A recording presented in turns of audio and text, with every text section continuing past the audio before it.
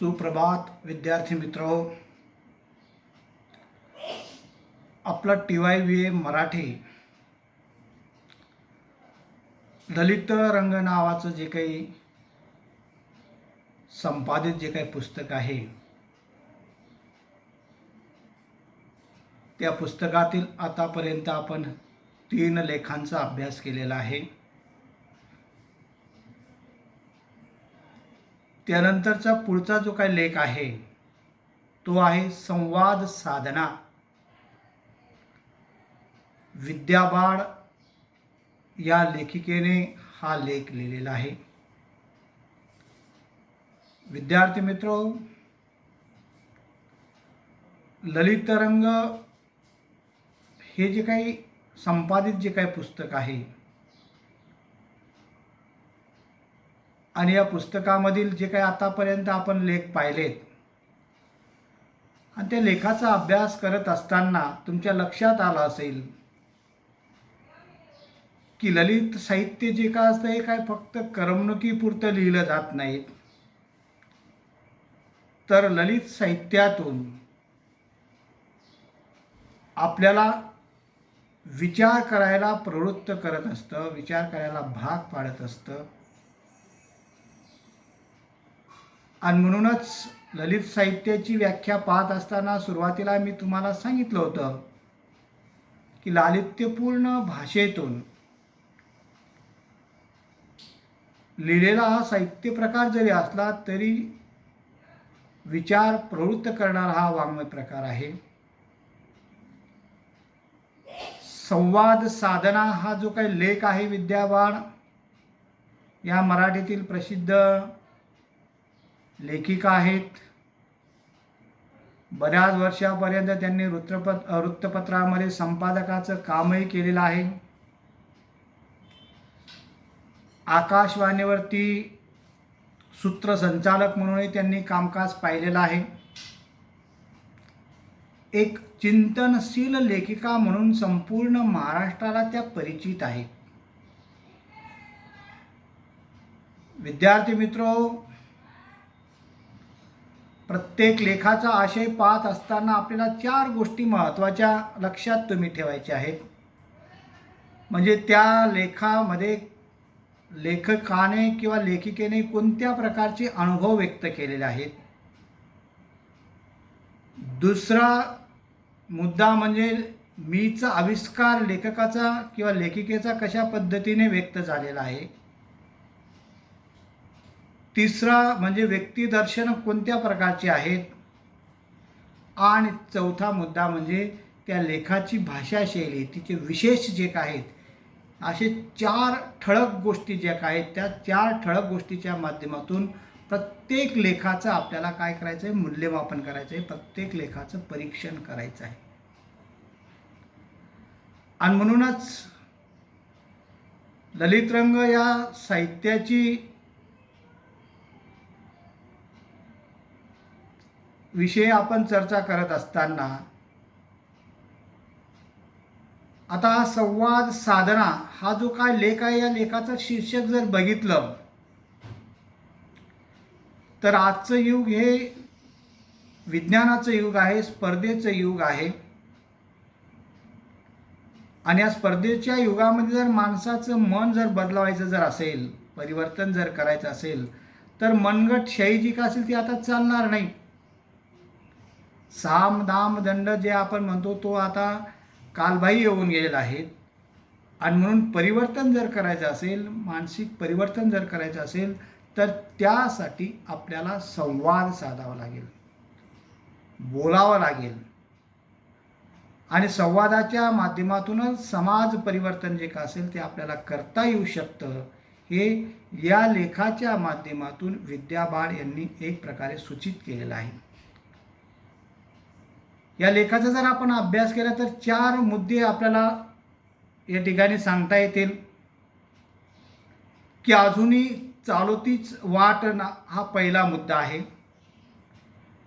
दुसरं म्हणजे या लेखामध्ये स्त्री जे काय आहेत त्या स्त्री जीवनाचं चित्रण करत असताना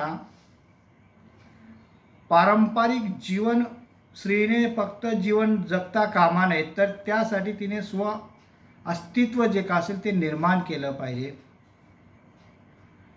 आपल्याकडे एक नेहमी म्हटलं जातं की स्त्रियांवर अन्याय करत असते किंवा स्त्रीची शत्रू असते.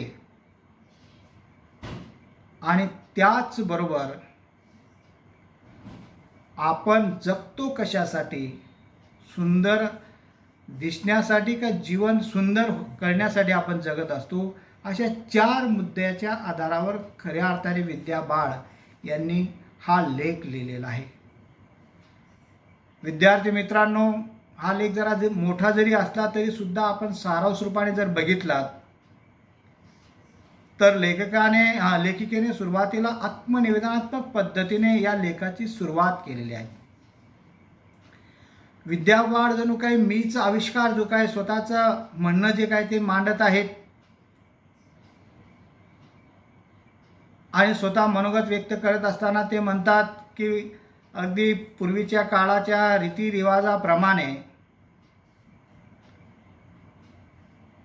या विद्या बाळचं योग्य वयामध्येच लग्न झालं, कारण त्या ब्राह्मण समाजामध्ये जन्माला आलेल्या असल्यामुळे, मध्यमवर्गीय समाजामध्ये, सुशिक्षित समाजामध्ये जन्माला आलेला असल्यामुळे त्या म्हणतायत की माझं 18व्या वर्षीच एक प्रकारे लग्न झालं आणि लग्न झाल्यानंतर जेव्हा मी सासरी गेली आणि गृहिणी म्हणून मी जेव्हा घराचा कारभार करू लागले, घराचा कारभार म्हणजे घरामध्ये काम करू लागले आणि काम केल्यानंतर मध्यमवर्गीय समाज जो काय असतो याचं एक चाकुरीबद्ध जीवन असतं. स्त्री म्हटल्यानंतर तिचं तर अगदी चाकुरीबद्ध जीवन असतं. 1954-55 मध्ये विद्या बाळचं लग्न झालेलं असल्यामुळे तो काळ जर बघितला, आज 70 वर्षापूर्वीचा काळ, आणि 70 वर्षापूर्वी विद्या बाळचे मन जे काय किंवा विचार जे काय ते कसे आधुनिक विचारसरणीचे होते ते तुमच्या या लेखाच्या माध्यमातून लक्षात येईल. म्हणून जेव्हा 18व्या वर्षी लग्न झालं, लग्न झाल्यानंतर पतीने सांगितलं की घर खर्च जो का असेल, अर्थात पतीने सांगण्यापेक्षा विद्या बाळ म्हणतात की मी स्वतःच एक प्रकारे विचार केला की आपण जे काही दैनंदिन जीवनामध्ये जो काय आपण खर्च करत असतो तो खर्च आपण लिहून काढला पाहिजे. सुरुवातीला मध्यमवर्गीय गृहिणी जी का असेल ती करत असते की आपल्याला दैनंदिन जीवनामध्ये काय काय खर्च येतो, मग ते दुधाचा असेल, किराणाचा असेल, भाजीपाला असेल, लाईट बिल असेल, जे जे काय असेल हे सर्व सुरुवातीला एक प्रकारे विद्या बाळ लिहित असायची. पण जेव्हा तिच्या लक्षात आलं की 4-5 रुपयाच्या वरती तर काही खर्च जात नाहीत आणि आपणच पती पत्नी आहोत, आपला काही दुसरा फालतू खर्चही नाही, कशाला एवढं झंझटमध्ये पडायचं, आणि म्हणून सुरुवातीला ती जरी हा हिशोब जरी करत असला, नंतर तिने हा हिशोब लिहिण्याचं सोडून दिलं. आणि सोडून दिल्यानंतर विद्या बाळ एक प्रकारे कॉलेजमध्ये शिकत असताना तिने अनेक जे काही स्पर्धा ज्या का असतील त्या स्पर्धांमध्येही भाग घेतलेला होता. एक हुशार विद्यार्थिनी म्हणून ती महाविद्यालयामध्ये सुद्धा तिने नावलौकिक मिळवलेलं होतं. आता लग्न झालेलं आहे, एक गृहिणी म्हणून ती एक प्रकारे घरामध्ये संसार करत आहेत, अतिशय समाधानी जीवन आहे. म्हणजे अपेक्षा जर जास्त जर ठेवल्या नाही तर माणूस एक प्रकारे समाधानी जीवन जगू शकतो, आनंदाने जीवन जगू शकतो.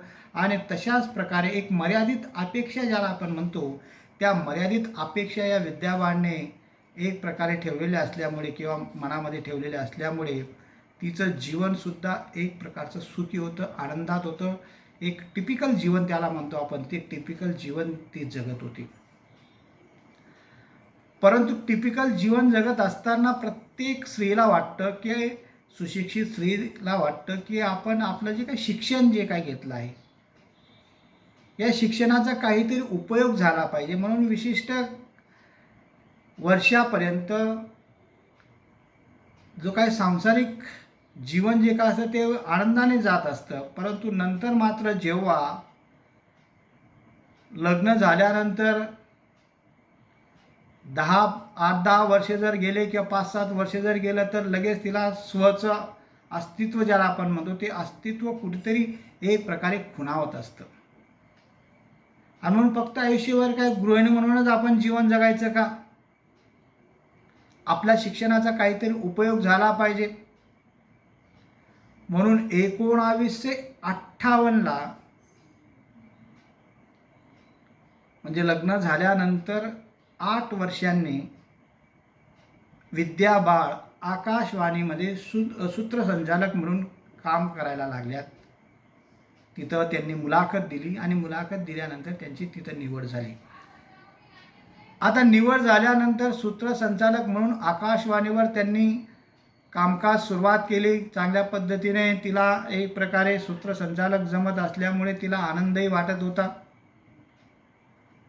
आणि सूत्रसंचालकाचं जबाबदारी जी का असते ती अगदी आनंदाने पार पाडत असताना 3 वर्षानंतर तिथंच अजून एक आकाशवाणीचा प्रमुख व्यवस्थापक म्हणून जाहिरात आली. आता जाहिरात आल्यानंतर जेव्हा विद्या बाळने परत आपलं ॲप्लिकेशन जरी इंग्रजी शब्द जरी असला तरी त्यांनी अर्ज केला आणि अर्ज केल्यानंतर मात्र त्यावेळेस त्यांची निवड झाली नाही. आता जेमतेम 3 वर्षाचा अनुभव होता आणि 3-4 वर्षाच्या अनुभवामध्ये लगेच काही आकाशवाणीवाले मोठी जबाबदारी देत नाहीत आणि त्यावेळेस एका दुसऱ्या स्त्रीची निवड झाली. आता दुसऱ्या स्त्रीची निवड झाल्यानंतर साहजिकच विद्या बाळच्या मनामध्ये एक नकारात्मक विचार आला की आपल्याला आपली निवड व्हायला पाहिजे होती, परंतु ज्योत्सना देवधर या महिलेची निवड आकाशवाणी केंद्राच्या प्रमुखांनी केलेली आहे. म्हणून ती थोडी नाराज झाली आणि नाराज झाल्यानंतर एक प्रकारे तिच्या मनामध्ये एक नकारात्मक विचार येऊन गेला आणि नकारात्मक विचार येऊन गेल्यानंतर या विद्या बाळने त्या आकाशवाणीच्या नोकरीचा सूत्रसंचालक पदाचा राजीनामा दिला. बघा विद्यार्थी मित्रांनो, बऱ्याच वेळेस माणसाच्या जीवनामध्ये काही घटना जे का असतात त्या नकार दिल्यानंतर भावी जीवनामध्ये ते काही वेळेस उपयोगी पडत असतात. आता वास्तविक ही तर नोकरी होती आणि नोकरीला तिने एक प्रकारे राजीनामा दिला आणि राजीनामा दिल्यानंतर नकार दिल्यानंतर म्हणजे नोकरी जी का असेल ती सोडल्यानंतर मग 1964मध्ये जी काही श्री मासिका नावाचं जे काही मासिक जे काय ते किर्लोस्कर मंडळी जे काय ते चालवत होते आणि त्या किर्लोस्कर मंडळीच्या याच्यामध्ये त्या श्री मासिकेमध्ये संपादकाचं कामकाज म्हणून त्यांनी अर्ज केला आणि नशिबाने साथ दिल्यामुळे तिथं त्यांची निवड झाली. आता श्री संपादकाचं प्रमुखपदी निवड झाल्यानंतर श्री जीवनाबद्दल आपल्याला या मासिकाच्या माध्यमातून काहीतरी लिहिता येईल, कारण आतापर्यंत आपण जे काही मध्यमवर्गीय जीवन जे काही जगलो, पत्रकारिता जी का असते त्या पत्रकारितेच्या माध्यमातून आपल्याला काहीतरी जनप्रबोधन करता येईल. आपलं आयुष्य जरी खूप काही सुंदर नसेल परंतु एक अल्पसंतुष्ट आयुष्य आपलं होतं, चाकोरीबद्ध आपल्याला आयुष्य होतं आणि अशा या आयुष्य जगत असतानाच, कारण एकतर मध्यमवर्गीय कुटुंबामध्ये जे काही त्यावेळेचे तातासाहेब जे काही केळकर जे काय होते ते त्यांचे आजोबा होते, जे लोकमान्य टिळकांच्या सहवासामध्ये त्यांनी कामकाज केलेलं होतं.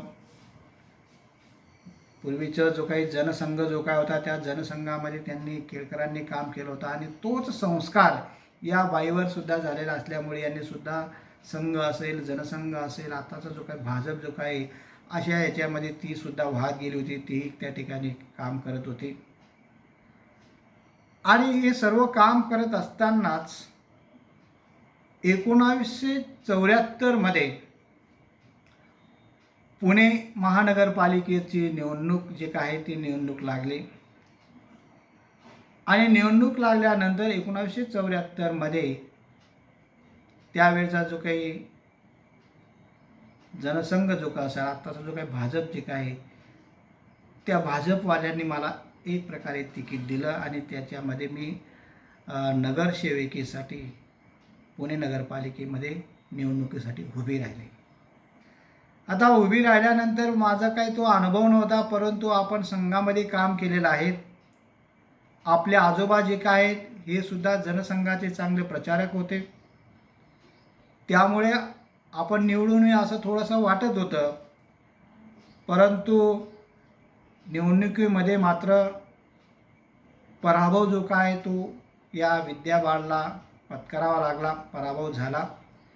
आता पराभव झाल्यानंतर मग ती थोडी एक प्रकारची उदासीन झाली. मग तिने श्री मासिक जे काय होतं तिथेही तिने राजीनामा दिला. इकडे इलेक्शन जे काय होतं त्या इलेक्शनमध्ये ती पडून गेली. जीवनामध्ये बऱ्याच वेळेस नकारात्मक घटना जे काय असतात ते अगदी ज्याला म्हणतो आपण साखळीबद्ध पद्धतीने येत असतात. तसं हिच्या जीवनामध्ये स्वतःहून काही नकार तिने दिले. मग अगदी आकाशवाणीमधला सूत्रसंचालकाचं कामाचा नकार असेल, श्री मासिकामध्ये जे काय संपादक म्हणून जे काय त्यांनी काम केलं त्याच्यामधला नकार असेल, तिसरं जे काय निवडणुकीमध्ये ती हारली त्याच्यामुळे समाजकारणातून तिने एक प्रकारे म्हणजे समाजकारण म्हणण्यापेक्षा राजकारणाला तिने एक प्रकारे रामराम ठोकला. आणि रामराम ठोकल्यानंतर जो संसार तिने आतापर्यंत तिने केलेला होता, 50 वर्षापर्यंतचा संसार झालेला होता आणि 50 वर्षापर्यंतचा संसार झाल्यानंतर तिने संसाराला सुद्धा एक प्रकारे नकार दिला किंवा तिने संन्यासी वृत्ती, संन्यासी म्हणण्यापेक्षा हिमालयात जाऊन त्या ठिकाणी संन्यासी होणं ते वेगळं. संन्यासी वृत्ती म्हणजे एक प्रकारे संसाराचा तिने सुद्धा त्याग केला की 50 वर्षे आपण संसार केला आणि 50 वर्षे आपलं फक्त कुटुंबापुरतं आपण जीवन जगलो, याच्या व्यतिरिक्त काहीतरी समाजासाठी आपण देणं लागत असतो. आणि म्हणून 50 वर्षाचा संसार केल्यानंतर संन्यास वृत्ती ज्याला आपण म्हणतो ती संन्यास वृत्ती आपल्याकडे जो काही गैरसमज आहे की कुठेतरी हिमालयात जाणे किंवा कुठेतरी जंगलामध्ये निघून जाणे असं नाही, तर संन्यास वृत्ती म्हणजे घर दार प्रपंच जो का असेल ते सोडून फक्त समाजसेवा जी का असेल ती समाजसेवा करण्याचं काम या विद्याबाळने 50 वर्षानंतर लग्न झाल्यानंतर 50 वर्षापर्यंत संसार केल्यानंतर पुढचं जे काही जीवन जे काय तिने समाजासाठी समर्पित केलं. आणि समाजासाठी समर्पित केल्यानंतर त्यावेळेस त्यांनी नारी समता मंच असं जी काही संघटना ज्याला आपण म्हणतो ती संघटना त्यांनी स्थापन केली. आता नारी समता मंच याच्या संघटनेमध्ये किंवा या शीर्षकामध्ये सर्व जो काही अर्थ जो काही तो दडलेला आहे की आज आपण पाहतो आहोत 21व्या शतकामध्ये वाटचाल करत असताना प्रत्येक स्त्रीला आपण काही समानतेची वागणूक देत नाहीत. तो जो काय काळ होता तो अजून म्हणजे 1984च्या कालखंडामध्ये ज्या विद्याबाळने नारी समता मंच नावाचं जी काही संघटना स्थापन केली आणि त्यावेळेत स्त्रीला सुद्धा एक प्रकारचं दुय्यम लेखलं जात होतं. अगदी आपल्याकडे हजारो वर्षापासून स्त्री म्हटल्यानंतर तिने फक्त रांधा वाळा उष्टी काळा इथपर्यंत तिचं मर्यादित जीवन असतं, चाकोरीबद्ध जीवन असतं आणि त्यामुळे अनेक वर्ष ज्याला आपण म्हणतो ते वर्षानुवर्ष तिच्यावर अन्याय अत्याचार होत असतात. परंतु मध्यमवर्गीय जे काही स्त्रिया जे काय असतात हा सर्व अन्याय बिनबोमाटपणे ते सहन करतात. आणि म्हणून या नारी समता मंचाच्या माध्यमातून या विद्याबाळने सुरुवातीला आपलं जो काही फ्लॅट ज्याला म्हणतो आपण किंवा जे काही पुण्यामधलं जे काही घर होतं त्या फ्लॅटमध्येच आपलं स्वतःचं कार्यालय त्यांनी उघडलं. आणि स्वतःचं कार्यालय उघडल्यानंतर समाजामधल्या ज्या ज्या काही अन्यायग्रस्त स्त्रिया जे का असतील त्या अन्यायग्रस्त स्त्रियांचा वाचा फोडण्याचं काम, त्यांना न्याय देण्याचं जे काही काम जे काही त्या विद्याबाळ जे काय त्या एक प्रकारे करू लागल्यात. आणि त्यावेळचा जो काही समाज जो काय होता त्या समाजाने मला एक प्रकारे त्रास द्यायला सुद्धा सुरुवात केली. कारण समाज जेव्हा आपल्या प्रवाहाच्या विरुद्ध त्या ठिकाणी कोणी वागत असेल तर समाज लगेच एक प्रकारे टोचून बोलत असतो. ही स्त्रीने तर चांगल्या प्रकारच्या नोकऱ्या सोडून एक संन्यस्त वृत्ती जी का असेल ते स्वीकारून स्वतःचा संसार जो का असेल तो त्या ठिकाणी जुगारून आणि आता कुठेतरी समाजसेवेचं व्रत तिने स्वीकारलेलं आहे.